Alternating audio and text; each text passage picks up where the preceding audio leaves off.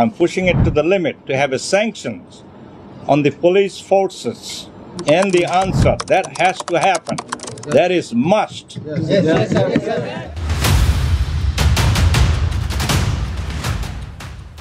রাজনীতির মাঠে মাথামোটাদের কোনো জায়গা নেই। যত জনসমর্থন আর লাখো লাখো কর্মী বাহিনী থাকুক না কেন, রাজনীতির কূট কৌশল না বুঝলে দিন শেষে আপনি পরাজিত সৈনিক।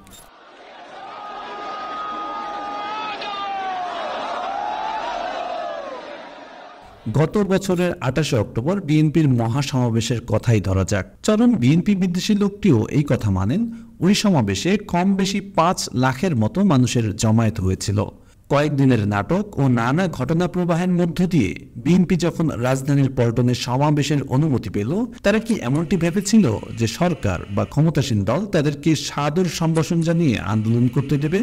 একটানা 15 বছর অত্যাচার নির্যাতনের শিকার হওয়ার পরেও বিএনপি যদি এমনটি বিশ্বাস করে থাকে, তাহলে বলতে হয় তারা আসলে বাংলাদেশের রাজনীতি করার মতো পরিপক্ক কোনো দল হয়ে ওঠেনি।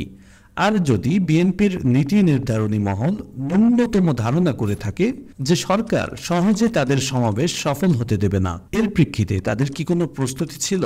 যেই সমাবেশের উপর বিএনপি ও দেশের রাজনীতির ভবিষ্যৎ নির্ভর করছিল, সেই সমাবেশ সফল করতে তাদের ছাত্র ও যুব সংগঠনগুলোর ভূমিকা কি ছিল? বাস্তবতা হলো, মাত্র 1 কিলোমিটার দূরে সমাবেশের শেষ অংশে যখন পুলিশের সঙ্গে বিএনপি কর্মীদের সংঘর্ষ চলছিল, তখনও মঞ্চের নেতারা কিছুই জানতেন না। সমাবেশের শৃঙ্খলা রক্ষায় ছিল না বড় কোনো স্বেচ্ছাসেবী কমিটি, নেতা কর্মীদের কাছে ছিল না কোনো সুস্পষ্ট নির্দেশনা। বিএনপির কাণ্ডজ্ঞান বিবর্জিত নেতারা যেন আয়োজন করেছিলেন তাদের নিরীহ কর্মীদের পুলিশের হাতে তুলে দেওয়ার।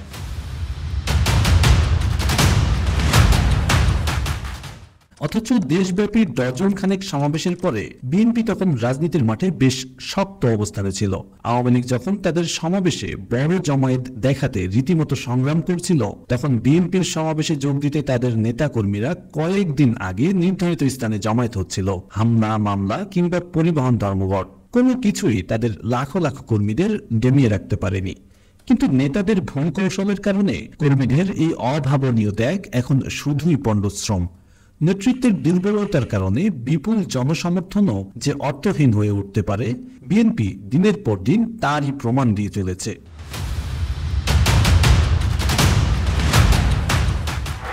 দর্শক, এবার আপনাদের দৃষ্টি আকর্ষণ করব ভিন্ন একটি বিষয়ের প্রতি। নজিরবিহীন এই সংকটের মধ্যে বিএনপি মহাসচিব মির্জা ফখরুল ইসলাম আলমগীর বেশ দক্ষতার সঙ্গে দল পরিচালনা করে চলেছেন, আর লন্ডন থেকে সার্বিক নির্দেশনা দিচ্ছেন ভারপ্রাপ্ত চেয়ারম্যান তারেক রহমান। তবে 28 অক্টোবরের সমাবেশে সমন্বয়কের দায়িত্ব এমন এক ব্যক্তিকে দেয়া হয় যিনি তখন দেশেই ছিলেন না, যার ফলে সমাবেশের দিক নির্দেশনা দেয়া নিয়ে বিএনপি নেতাদের মধ্যে বেশ জটিলতার তৈরি হয়। আমার সূত্র বলছে যে 28 অক্টোবরের কর্মসূচির কোঅর্ডিনেশনের দায়িত্ব মির্জা ফখরুল ইসলাম আলমগীরের হাতে ছিল না, অন্য কাউকে দেওয়া হচ্ছে। সেটা ঘোষণা দিয়ে হোক বা অঘোষিতভাবে হোক, যাকে দেয়া হচ্ছে তিনি আবার দেশে থাকেন না, স্থায়ী কমিটির একজন সদস্য, তিনি আছেন অন্য দেশে। এখন পেশা হচ্ছে যে উনিও তো গুম হয়ে গিয়েছিলেন, পরে অবশ্য আবিষ্কৃত হন, তারপরে তিনি ভারতে আছেন, কিভাবে আছেন, সেখান থেকে কিভাবে রাজনৈতিক কর্মকাণ্ডে যুক্ত হন, ভার্চুয়ালি যদিও, সেই প্রশ্ন কিন্তু তোলাই যায়। ভারতে অবস্থান করে এমন সংকটের মুহূর্তে কিভাবে একটি সমাবেশের সমন্বয় করা যায়, তার সদুত্তর হয়তো ওই নেতা এবং তার সহকর্মীরাই ভালো দিতে পারবেন। তবে এটি ওই সমাবেশে অংশ নেওয়া কয়েক লাখ নেতাকর্মীর সঙ্গে এক নিষ্ঠুর তামাশা, তা বলার অপেক্ষা রাখে না।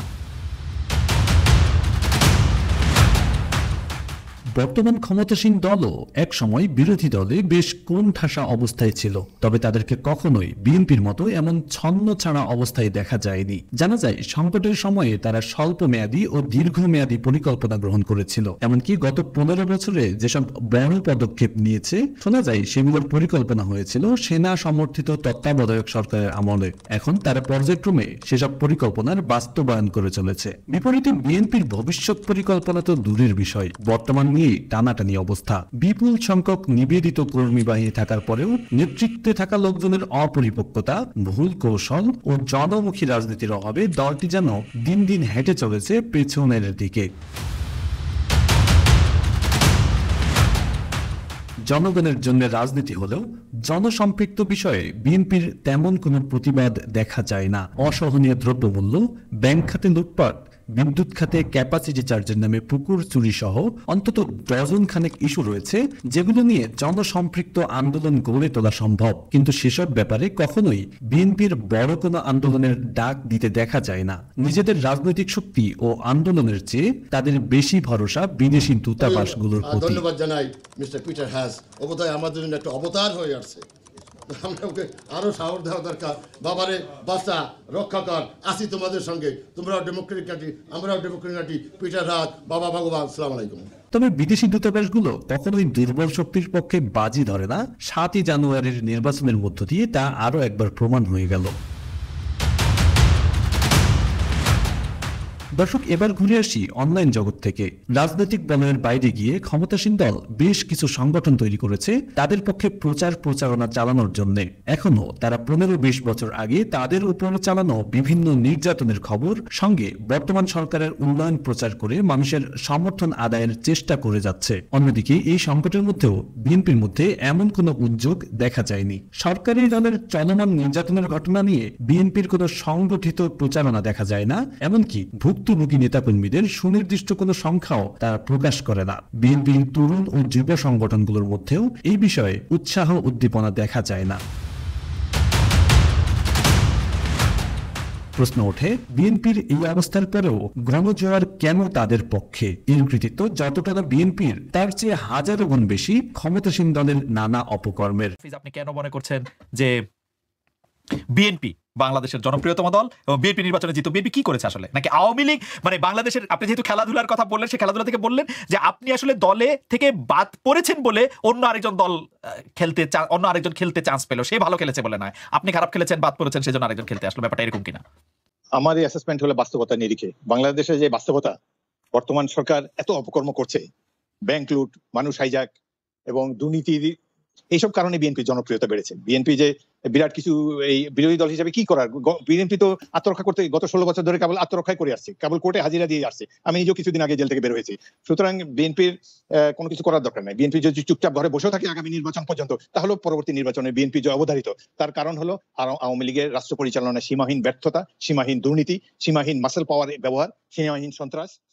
এখন বিএনপি বলতে পারে বর্তমান সরকারের মতো এমন অত্যাচারী সরকার বাংলাদেশে কখনো আসেনি, কিন্তু তাদেরকে এটাও মানতে হবে বর্তমান পরিস্থিতির জন্য তাদের অপরিপক্ক রাজনীতিরও বেশ দায় রয়েছে। তাদের ভুল রাজনৈতিক কৌশল সঙ্গে জনবান্ধব কর্মসূচি গ্রহণে ব্যর্থতা বর্তমান সরকারকে ক্রমেই শক্তিশালী করেছে। ব্যায়াম হিসেবে তারা এর পরিণতি ভোগ করছে, সঙ্গে ক্ষতিগ্রস্ত হচ্ছে দেশ ও দেশের মানুষ। তবে বাংলাদেশের বাস্তবতায় এটা অনেকটাই নিশ্চিত, আজ অথবা কাল বিএনপি একদিন ক্ষমতায় আসবে। তবে বিএনপি যদি নিজেদের ভুলগুলো শুধরে না নেয়, জনমুখী রাজনীতি শুরু না করে, সাংগঠনিক শক্তি বৃদ্ধি না করে, তাহলে দেশের অবস্থা এখনকার চেয়েও ভয়াবহ হতে পারে।